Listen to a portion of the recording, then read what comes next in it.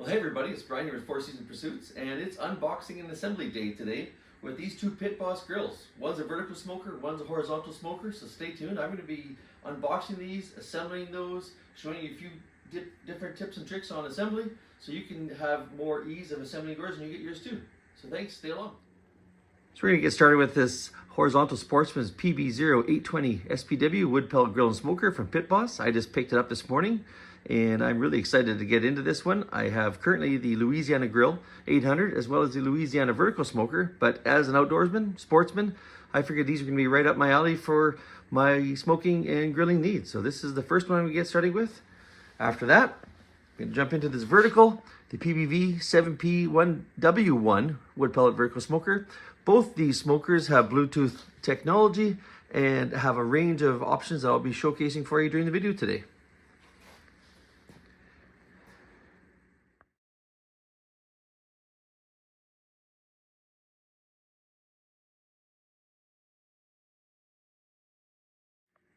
Okay, the unboxing is all done. Take everything out, get through your boxes, make sure your packages are all there.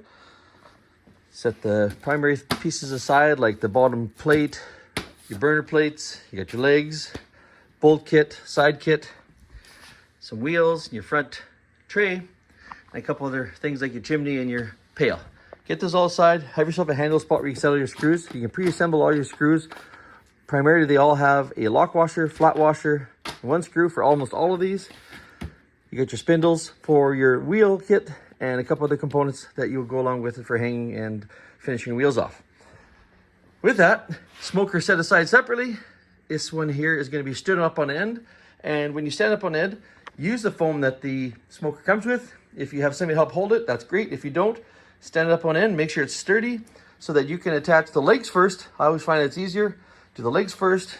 Don't tighten the screws entirely down on the legs until you actually set it all down in place. Let the weight settle, and then fasten all your screws on your bottom legs.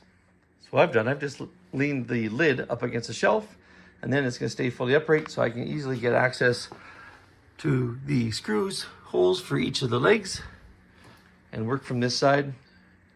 And it'll be a lot more secure for one to do than rather than standing upside down trying to do that.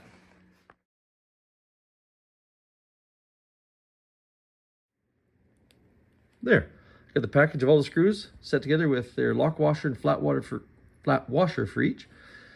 The wheels, these are actually pretty darn nice wheels. They're a larger wheel in diameter than some other smokers have small, tiny ones. These are a lot easier to move around if you need to move around in your yard.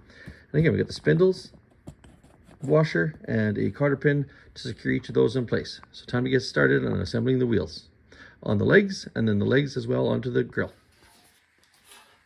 So as with anything, when you try to do it by yourself, start with one screw in one hole at the same time. What I'm going to do is I'm going to reach around behind here and see where that screw hole is.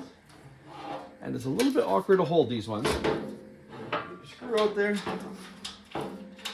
line it up, and you can put those in easily. The bottom one, I used the foam to help hold it. That was pretty handy. So I'm just going to, again, reach out, reach around, get one screw in, then do the rest, and have them all just hand tight. I'm going to say, if you're by yourself, the front two legs are easier because I can easily just reach from where I'm standing here, reach across, line my screw, and start just turning it in from my hand from the inside. One, and all I'm going to do is look through the inside, my holes line up where I'm at. You can't quite see my inside, but you get the point. Two, and the third is coming right up.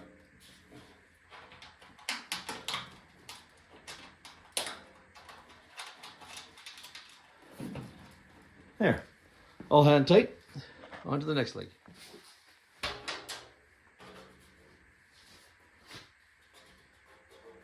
Same plan, I'm just reaching through, a screw in there.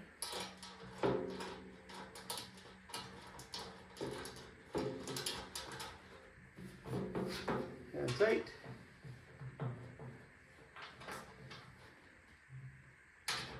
And the same with the other two.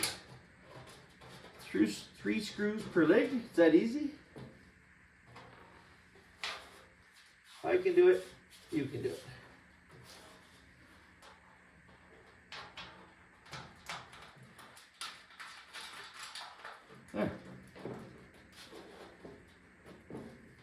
again, once we set it up, let everything settle in, and then we'll tighten them up with a screwdriver. Next up is the two wheels. So, slide the wheel shaft through the holes from the bottom. Wheel goes on.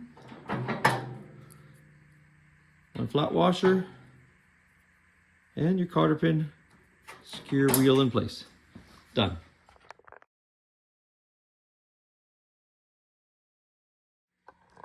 Next up is the bottom shelf. I'll be able to slide it in and use each of the corner screws. You can see there'll be a screw that goes in the corner of each of those right there into each leg. One word of advice is put this shelf in before you finally put one of your other legs in. It just gives you a little bit extra space. If you need to, you can always loosen up your leg screws and slide that in. Otherwise, it's just simply 4 screws. I didn't slide mine in. I had enough flex still, just like that, to get each of those top 2 in. The bottom 2, I'm just going to screw them all in place. And then the next step will be tipping the barbecue on its base. And we're nearing the final touches. One of the main reasons why you only do it by hand, because it allows you some flexibility. I say putting the screws in by hand first. Flexibility, just to get everything lined up. Otherwise, if you tighten each one up rigidly for the screwdriver first, there's not enough flex to get all your screw holes lined up, and you might have a chance to strip a screw. So with that, those are by hand, tight, and I'm ready for standing it up. Like I said, wheels are on, this is all in place, the main barrel assembly's on. I've leaned against my shelf here on my foam. You can do this with 2 people, but it can be done with 1. This motor end is your heavy end, so carefully lift it up and over. Set it down. Now, everything's going to be ready to tighten up all my screws from the inside of the legs, the remaining of my shelf screws. So what I've done for helping you and helping me is I got a nice bright light in here. Now I can tighten these up with a good large Phillips screwdriver. I torque each of those pretty darn snug. That's good.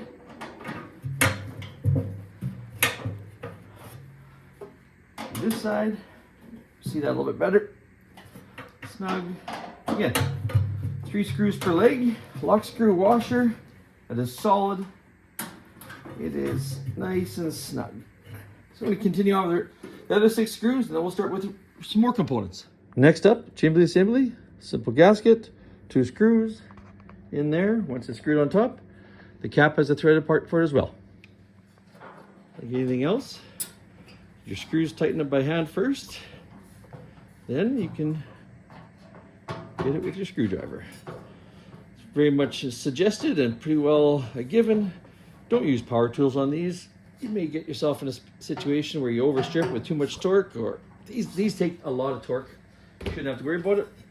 Cap itself, vent cap is adjustable for the various levels of moisture or smoke you want out of your smoker. That's it for that part. Next up is the side tray shelf. Again, 2 screws on each side. I'll get those in by hand and do them up with the screwdriver to finish. Well, we got the side tray in place, and what it also comes with is a handle. Be careful not to lose the screws. They may not be threaded. There's 2 little screws on each side, and those are meant to go on the sides here. So I'm going to get those in, and that will be for the removable tray. The part we're not going to forget is the lid stop. Screw is already in that location where the lid stop goes. There should be a screw, lock washer, flat washer. This goes in that little groove. It comes down, and that's going to be the rest for your lid stop. Again, like everything else, secure it tight. Done. So next up is the handle, and what you may find is there are 2 screws that are a bit longer, 2 sort of seals. That's going to go against the front of your lid, and the screw's going to come in from the back. So with that, I'm going to quickly put those in and tighten those on. Should be able to just reach underneath. You screw through there.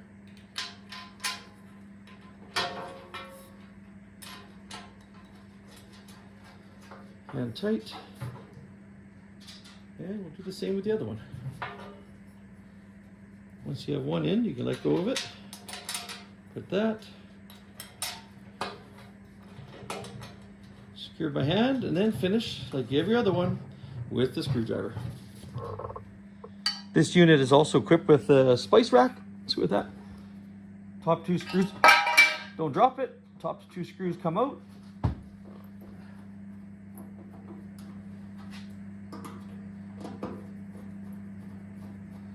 Smaller Phillips screwdriver than main frame screws, grooves. It's going to slide into each of those on the bottom, and then do the top 2 up. So next up is your front tray brackets. Pin goes to the inside of each one, which your bracket comes into. 3 screws on each side. We'll quickly get those installed as well.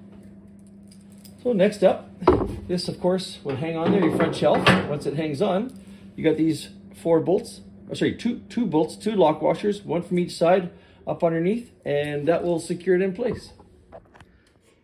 And before I fail to mention, these go from the inside to the out. So when you're, what that is being threaded into, that's threaded right there. So that in itself is still tightened up with your screwdriver through that bracket until it's snug. Because that is the spindle of which your front shelf is going to rest on. Once that's tight, I'm going to put the nut on from the other side. Sorry, I should have the camera in there for you.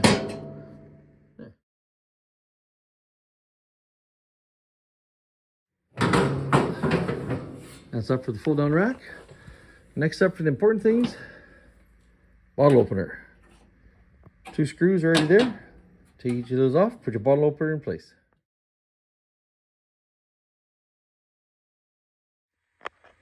Well, some of you may be familiar with the function of these pellet grills, and if you haven't been, simply pellets go in your bin. You have your temperature controlled automated auger feeding system. The auger feeds the pellets over through to a firebox where there's an igniter down in there. And above that will be the next primary part, which will be the main griddle or grill assembly that's going to go above it. I'm going to get that installed now. Okay, I got that. Make sure these 2 grooves go on this end here, because they are going to catch in on upper edges there. So it's going to sit at a slight taper, coming down this way. So as your grease cooks, or your foods cook, and any grease or things that come out, then it'll go down to the drain. Next up is this. This is your sear zone. All I have to do is hook up my handle to that now. So next up is the handle for this again. Like I said, there's a hole down in there with a grommet on it. You can leave that grommet in place, but here's a trick if you haven't read the instructions. Take the handle off, slide the handle down through the grommet hole, or the hole with the rubber grommet, then position that into place and lock it in. Next, all you have to do is screw the handle on and you're good to go. There, got the handle screwed on. Now, you can easily open or close your sear zone to the desired temperature or direct amount of flame you want to have when you're searing. One of the things as a friendly reminder, although it may not be necessary, but when you do your burn-in, and your burn-in is you're going to get this up to about 300, 350 degrees, cook off any of the oils that come with your griddle. There's always a bit of a sheen of oil texture on that. You don't want that getting into any of your food, so you're going to cook it off, slide that back and forth because there's oils on the back side of that as well, and let your cook-off go for a good hour. Next up, we have the griddle racks, or your cooking racks. Nice porcelain coated rack. 1, 2, and a third in the middle. Nicely positioned. And one other upper rack.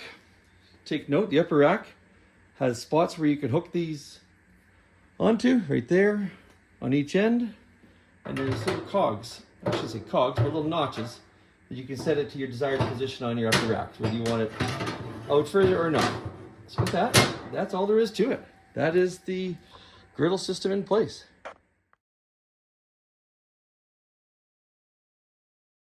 And last but not least, probably one of the most difficult steps, I'm kidding, it is to take your grease pail, hanging in position. That's it. Well, everybody, that didn't take us any time at all. This Pit Boss 820 Sportsman griddle is ready to go for its first burn-in. Next up is the vertical.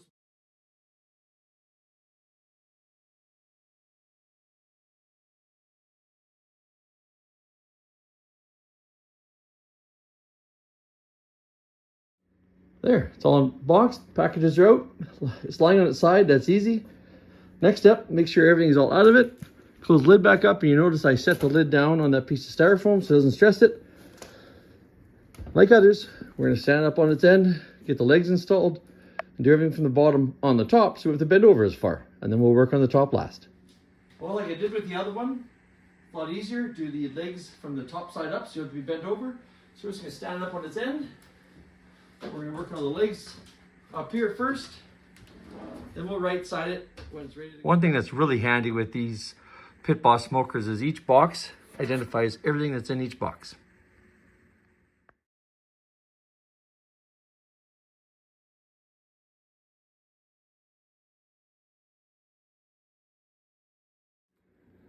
Well, in the earlier clip, you might have seen me throw the instructions away. I was just kidding. These are actually really helpful and easy to use instructions if you've never done one before, because what I am providing you is not a complete instruction, nor is a qualified technician for that. So follow along with your instructions on this as well as the other grill.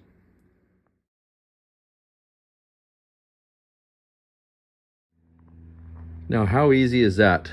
Each of the legs comes pre-labeled, which one goes where. Again, 3 screws in the top, attaches to the main frame.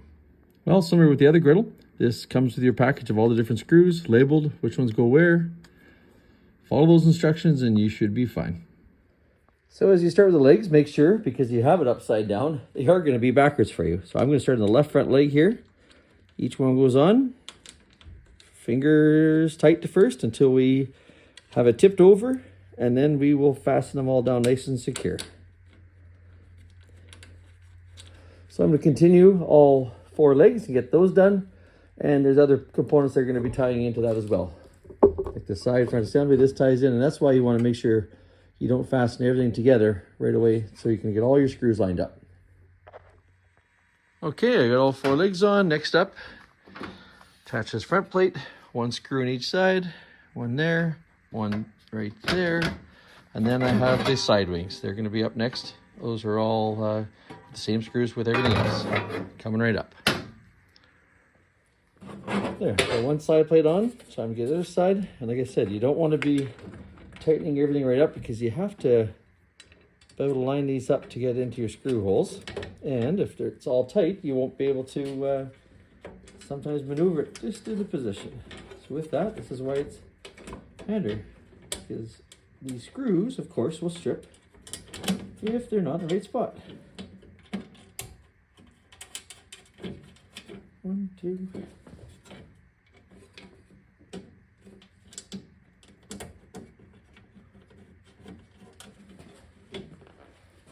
One more bottom screw.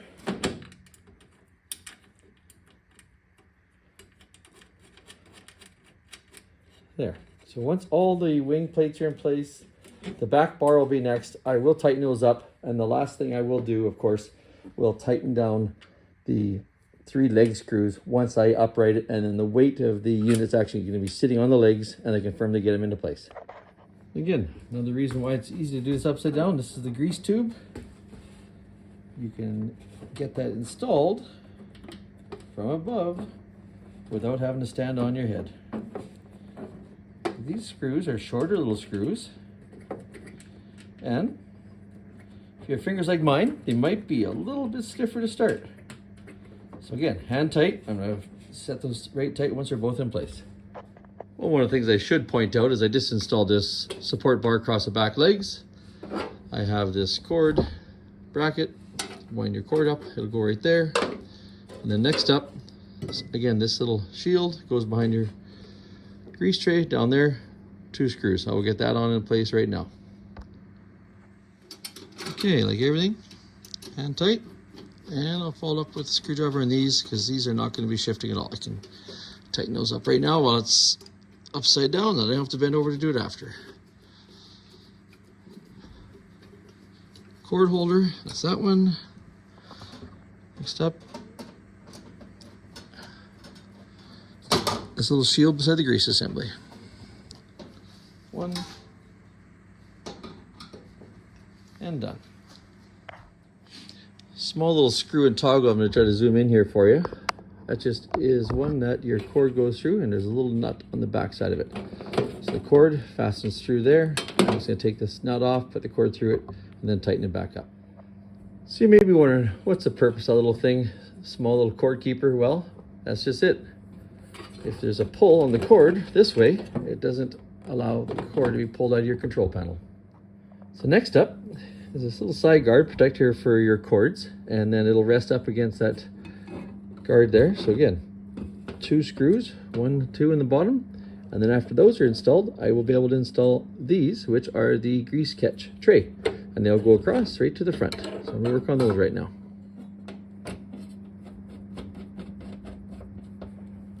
There, the guard's in place. These here are lined up. 2 screws on the bottom. I'm going to get them, 2 screws lined up so the tray slides in from that side to the front. So I'm going to get those installed right now. Okay, we're just going to finish getting these guys in. This is the 2 rails for the grease tray. We'll snug those in. Grease tray right here, which everything's upside down, so I'm just going to put it upside down. Bear with me. Into the tray. And it's in place. That's darn near it for the upside down work on this unit. Like I said, it's all installed. Everything on the bottom side is installed. I have it turned. I lock these wheels just so they don't roll away from me because I'm by myself today. Everything is still just hands snug. So I'm going to lie it down carefully.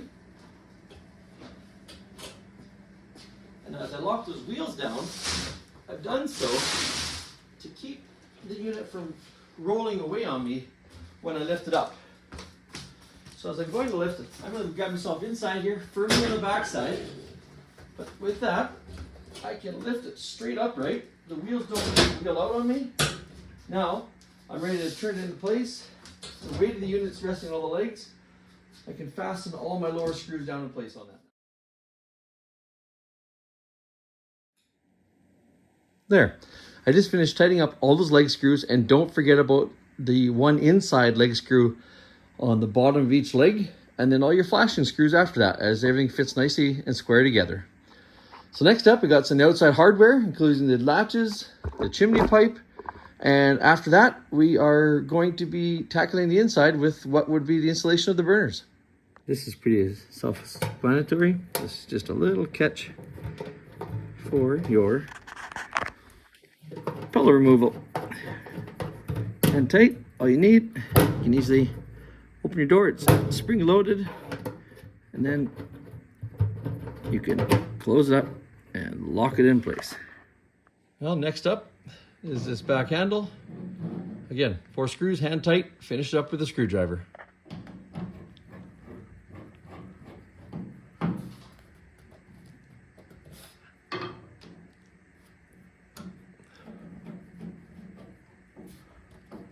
There, nice and snug. Back bars in place. Next up is the chimney. Okay, onto the chimney. Doesn't get any easier. Take your chimney flange, carefully insert it in there. Put your screws in by hand.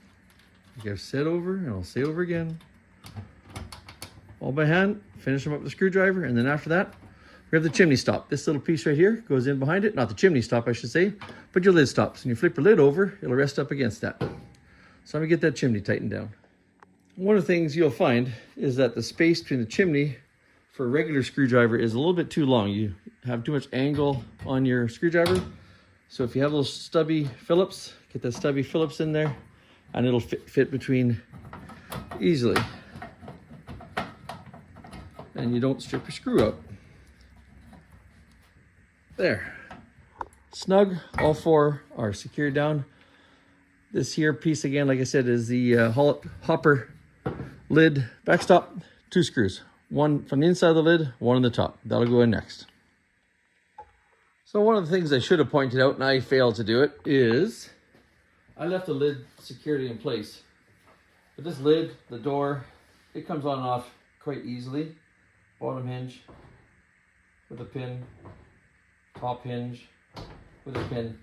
Should really take that off before you're taking the smoker up and down, just to make sure it's safe. Fortunately for me, everything stayed intact, but I would really caution you before you lift it up and maneuver around, take that lid off first. It'll be a lot helpful compared to bending anything or damaging your lid. So we're on to the door hardware. First one will be the door handle. It's got a little rubber cushion that's going to go against the door with this handle piece to the back. So I'm going to screw that on again by hand, tighten with the screws. Then what you have is the fasteners. You have a fastener, and I'll show you those. You have a fastener and a catch for each of those, and those are going to be coming up next. Okay, I got that handle in place. Next up is going to be the door latches. So you have one little clip. It's got a bit of an angle to it. That's going to angle that way. This piece is going to catch on it and pull it closed. So again, 2 screws on each component, two in the door, 2 in the main frame, and you have 2 latches to securely fasten the smoker closed. So I'm gonna get those installed right now as well. Okay, so I got the bottom piece installed. I'm just gonna finish tightening up the other one. Top one here. Again, just get everything really just good and snug with your screwdriver. That's snug, those are tightened up already. And you'll find when you close the door, these are adjustable. You look close here. You can set these out or in more to adjust the tension that you can put on the door. So that's a little bit too loose, I should say. So I'm going to turn it in a few times. I want a little bit more snap to it. And there is a little bit of a lock nut that's on there. So I'm just loosen that lock nut off. Put that in there, another turn to tighten it. So it's fully out, and it goes in. Nice little snap. I'm going to tighten up that lock nut, but that's all you need. You don't want to over tighten up that door, because if you over tighten from the start, your seal starts getting squished. So I don't want to do that. So right there, I'm pretty happy with that. I'm going to tighten up that lock nut, and that's it for the outside hardware. Okay, next up, so unlock the unit, hinges, open her up, and we're into the inside. Once you're inside, it's going to be pretty easy. I got these here. Oops. Those are going to go in place, and those themselves, you can set, there's 14 of them in total, 2 per side. Those are for all your variable position racks. Whichever level you want your racks to be set at, you have 7 per side, set those in place, and that will give you the adjustability to have your racks at different heights compared to some other smokers. You always have your racks at a fixed height based on the frame and the side. The Sportsman offers you a lot more differences on height. So I'm going to get those racks all installed. Okay, as you can see, I got all of the side rack brackets in place. Next up, I'm going to start putting all the actual cooking racks. There should be 7 in total if my counting is right. So we have that, and then we have a bottom heat plate to put inside the bottom unit at the very bottom. Well, this is the obvious part for the instructions. It's just one plate. It says front. Your firebox again, the combustion chamber is down inside there with the igniter where the pellets are going to feed over from the auger. This here plate sits in, and it says front and side.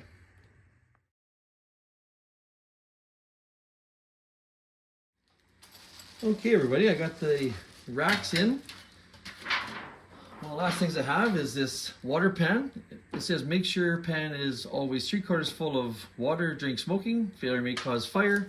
What that does, it also adds a lot of moisture, which is really nice for a lot of smokes. So keep a nice solid moisture in there when you're cooking some of your meat.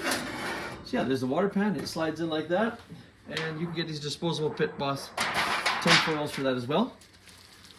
Also for the inside that the Sportsman series comes with, it comes with these meat hooks. You got a larger bag of those ones for hanging various types and kinds of meat on those ones, and the smaller hooks. So you can hang sausage, you can hang pepperoni, your salamis.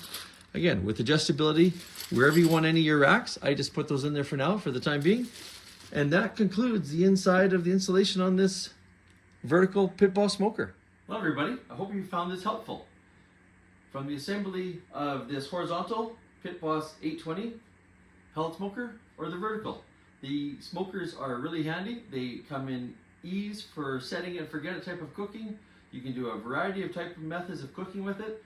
And for you, I hope this assembly video was helpful so that when you assemble yours, you can reference it as I would have been like to have had one for my assembly. I did follow the instructions for the most part, but like most guys, we often set those aside, we don't follow them. Again, these are 2 awesome grills. I'm really looking forward to doing a lot of meat in them, from moose and elk, beef, pork, chicken, fish. They will serve me a lot for many years. So with that, if you want to get one of these, you know, I've not mentioned it, I am not sponsored by them, but I am an ambassador to the store. I do enjoy promoting some of their products. They're a great local business, and that's called Smokehouse Grills and Power Equipment in Morinville, Alberta. They ship Canada-wide, and this is where I've got mine, and I continue to get all my smoking supplies from. So again, thanks for staying tuned this long. I hope you've enjoyed this segment, and if you appreciate this type of information and videos, feel free to hit that subscribe button. I really enjoy sharing it with others, and I enjoy some of the following. Thanks, and happy smoking.